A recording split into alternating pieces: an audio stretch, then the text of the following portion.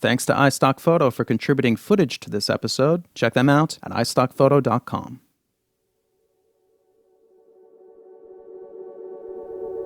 The genes in our bodies can be traced back over 3.5 billion years to a single organism, Leuca, the last universal common ancestor. As Leuca reproduced, its genes copied and copied and copied and copied. Sometimes with mistakes, they transformed. Over time, this produced every one of the billions of species of life on Earth. Some of these adopted sexual reproduction, combining the genes of individuals, and altogether, the best adapted life forms prospered. This is evolution. Copy, transform, and combine.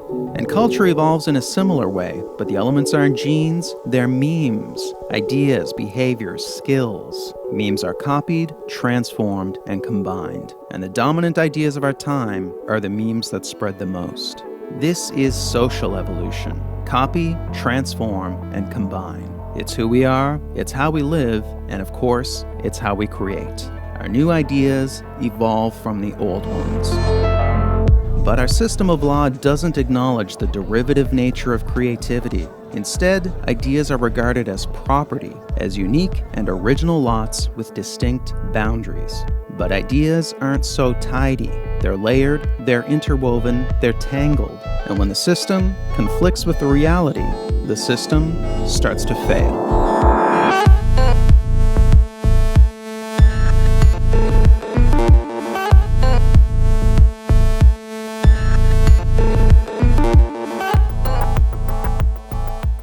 For almost our entire history, ideas were free. The works of Shakespeare, Gutenberg, and Rembrandt could be openly copied and built upon. But the growing dominance of the market economy, where the products of our intellectual labors are bought and sold, produced an unfortunate side effect. Let's say a guy invents a better light bulb. His price needs to cover not just the manufacturing cost, but also the cost of inventing the thing in the first place. Now let's say a competitor starts manufacturing a competing copy. The competitor doesn't need to cover those development costs, so his version can be cheaper. The bottom line, original creations can't compete with the price of copies. In the United States, the introduction of copyrights and patents was intended to address this imbalance. Copyrights covered media, patents covered inventions. Both aim to encourage the creation and proliferation of new ideas by providing a brief and limited period of exclusivity, a period where no one else could copy your work. This gave creators a window in which to cover their investment and earn a profit. After that, their work entered the public domain, where it could spread far and wide and be freely built upon. And it was this that was the goal, a robust public domain, an affordable body of ideas, products, arts, and entertainment available to all. The core belief was in the common good, what would benefit everyone. But over time, the influence of the market transformed this principle beyond recognition. Influential thinkers proposed that ideas are a form of property, and this conviction would eventually yield a new term, intellectual property. This was a meme that would multiply wildly, thanks in part to a quirk of human psychology known as loss aversion. Simply put, we hate losing what we've got. People tend to place a much higher value on losses than on gains, so the gains we get from copying the work of others don't make a big impression. But when it's our ideas being copied, we perceive this as a loss and we get territorial. For instance, Disney made extensive use of the public domain. Stories like Snow White, Pinocchio, and Alice in Wonderland were all taken from the public domain. But when it came time for the copyright of Disney's early films to expire, they lobbied to have the term of copyright extended. Artist Shepard Fairey has frequently used existing art in his work. This practice came to a head when he was sued by the Associated Press for basing his famous Obama Hope poster on their photo. Nonetheless, when it was his imagery used in a piece by Baxter Orr, Fairey threatened to sue. And lastly, Steve Jobs was sometimes boastful about Apple's history of copying. We have, always been shameless about stealing great ideas. But he harbored deep grudges against those who dared to copy Apple. I'm going to destroy Android because it's a stolen product. I'm willing to go thermonuclear war on this. When we copy, we justify it. When others copy, we vilify it. Most of us have no problem with copying, as long as we're the ones doing it. So with a blind eye toward our own mimicry and propelled by faith in markets and ownership, intellectual property swelled beyond its original scope, with broader interpretations of existing laws, new legislation, new realms of coverage, and alluring rewards. In 1981, George Harrison lost a $1.5 million case for subconsciously copying the doo-wop hit He's So Fine in his ballad, My Sweet Lord.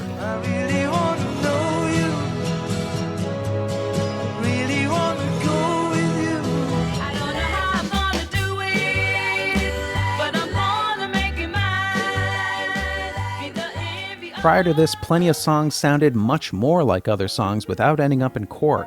Ray Charles created the prototype for soul music when he based I Got a Woman on the gospel song It Must Be Jesus. There's a man be Jesus, going around be Jesus, taking names be Jesus, oh Lord. Say I got a woman way over town, good to me, oh yeah. Starting in the late 90s, a series of new copyright laws and regulations began to be introduced, and many more are in the works. The most ambitious in scope are trade agreements. Because these are treaties and not laws, they can be negotiated in secret, with no public input and no congressional approval. In 2011, ACTA was signed by President Obama, and the Trans-Pacific Partnership Agreement, currently being written in secret, aims to spread even stronger U.S.-style protections around the world. Of course, when the United States itself was a developing economy, it refused to sign treaties and had no protection for foreign creators. Charles Dickens famously complained about America's bustling book piracy market, calling it a horrible thing that scoundrel booksellers should grow rich. Patent coverage made the leap from physical inventions to virtual ones, most notably software. But this is not a natural transition. A patent is a blueprint for how to make an invention. Software patents are more like a loose description of what something would be like if it actually was invented. And software patents are written in the broadest possible language to get the broadest possible protection. The vagueness of these terms can sometimes reach absurd levels. For example, information manufacturing machine, which covers anything computer-like, or material object, which covers pretty much anything. The fuzziness of software patents boundaries has turned the smartphone industry into one giant turf war. 62% of all patent lawsuits are now over software. The estimated wealth lost is $500 billion. The expanding reach of intellectual property has introduced more and more possibilities for opportunistic litigation, suing to make a buck. Two new species evolved whose entire business model is lawsuits: sample trolls and patent trolls. These are corporations that don't actually produce anything.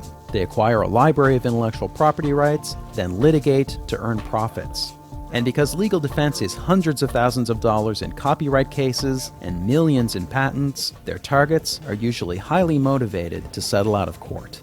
The most famous sample troll is Bridgeport Music, which has filed hundreds of lawsuits. In 2005, they scored an influential court decision over this 2-second sample.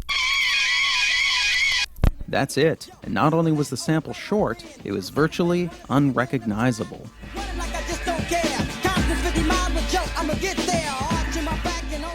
This verdict essentially rendered any kind of sampling, no matter how small, infringing. The sample-heavy musical collages of hip-hop's golden age are now impossibly expensive to create. Now, patent trolls are most common back in that troubled realm of software. And perhaps the most inexplicable case is that of Paul Allen. He's one of the founders of Microsoft, he's a billionaire, he's an esteemed philanthropist who's pledged to give away much of his fortune, and he claims basic web features like related links, alerts, and recommendations were invented by his long-defunct company. So the self-proclaimed Idea Man sued pretty much all of Silicon Valley in 2010, and he did this despite no lack of fame or fortune.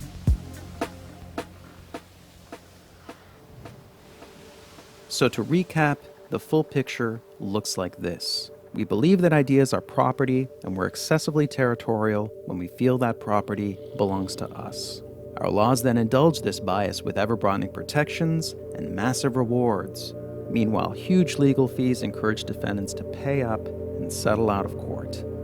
It's a discouraging scenario, and it begs the question, what now?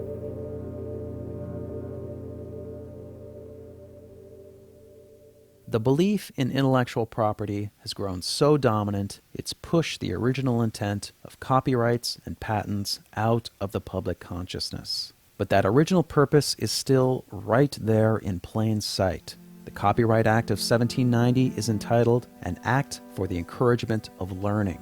The Patent Act is to promote the progress of useful arts. The exclusive rights these acts introduced were a compromise for a greater purpose. The intent was to better the lives of everyone by incentivizing creativity and producing a rich public domain, a shared pool of knowledge open to all. But exclusive rights themselves came to be considered the point, so they were strengthened and expanded. And the result hasn't been more progress or more learning, it's been more squabbling and more abuse. We live in an age with daunting problems. We need the best ideas possible, we need them now, we need them to spread fast. The common good is a meme that was overwhelmed by intellectual property. It needs to spread again. If the meme prospers, our laws, our norms, our society, they all transform. That's social evolution, and it's not up to governments, or corporations, or lawyers.